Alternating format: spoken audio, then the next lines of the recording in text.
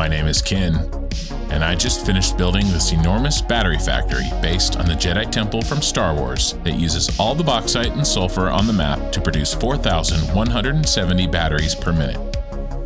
You may be asking yourself, why would someone want to build 4,170 batteries per minute? And to that I say, why not? But I do actually have a reason, and I'll show you the plan for all these shortly. As you can see, I based the exterior design on the Jedi Temple. This particular image is from a Star Wars The Old Republic cinematic, which is one of my favorites. The factory is located in the desert canyons between the Northern Forest and Dune Desert. It has 3 stories of production as well as 24 drone ports on the roof for required material. Beneath the factory are 3 separate train stations, one for my remote item delivery system, one for importing even more raw material, and one for sending our completed batteries where they are needed. In addition to the train and drone imports, I've got several sets of belts and pipes providing additional raw materials into the building.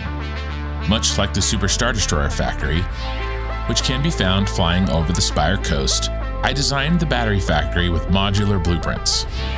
I learned a lot from the power plant build, and I fine-tuned my design process to make logistics more straightforward and therefore speed up the construction process.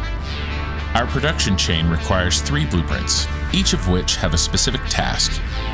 This flowchart breaks down the entire process and illustrates each blueprint's part to play.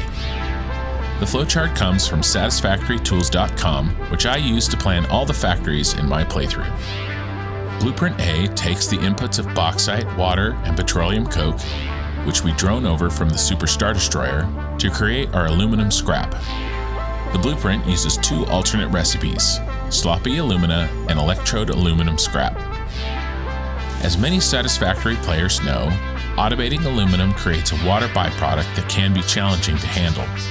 The blueprint recycles this water byproduct internally as long as the precise amount of water is provided.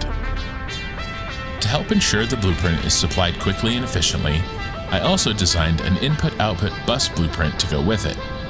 I then used Excel to determine how many to group together in the production row. In this case, I chose groups of 5 blueprints so that each group required an even 300 water per minute, or exactly 1 Mark I pipe's worth. This helped to solve the issue of the water byproduct and made the logistics much more simple to put together. Once the aluminum scrap is produced, it heads over to Blueprint B, which uses it, along with copper ore and more water, to produce our aluminum sheets. This blueprint uses the alternate recipes pure copper ingot and pure aluminum ingot, along with the all-clad aluminum sheet recipe to create our sheets. Like the Blueprint A rows, I grouped Blueprint B in a way that made sense logistically. In this case, each group of 3 blueprints requires a full 780 belt of aluminum scrap and produces half a belt of aluminum sheets. On a side note, although Blueprint D is shown here and was constructed, the production line wasn't finished as the aluminum casing it would have produced is no longer needed because Satisfactory version 1.0 will arrive and I will be starting a new playthrough before I have a chance to finish the space elevator part factory for which this casing was needed. Don't worry though, I have some great things planned for my 1.0 playthrough, so stay tuned. The aluminum sheets then head to our final stop in the chain, Blueprint C. This blueprint takes our sheets and combines them with Caterium ore, water, sulfur, and plastic to make our final product, batteries. The design uses the alternate recipes pure Caterium ingot, Caterium wire, and classic battery.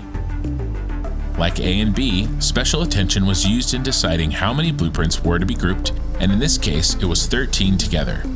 This meant that each group required exactly 1 full belt of 780 plastic per minute and produced exactly 1/2 belt of 390 batteries per minute. So we have our batteries, but where do they go from here? The most important task these batteries have is providing the drone ports on the roof with fuel. These ports provide 100% of the plastic and petroleum coke we need from the Super Star Destroyer, and a large portion of the Caterium and sulfur we need that were sourced from the most distant nodes. It takes batteries to make batteries. The rest get loaded into a train and sent down this line up to the Spire coast and into the Senate building, which acts as both our oil packaging factory and a logistics hub for our Super Star Destroyer power plant. Currently, half of the roof of this hub provides half the needed packaged water and packaged oil to the flying power plant. But finally, with this massive amount of automated batteries flowing into the building, we can now replace the SkyTrain with drone ports. That's right.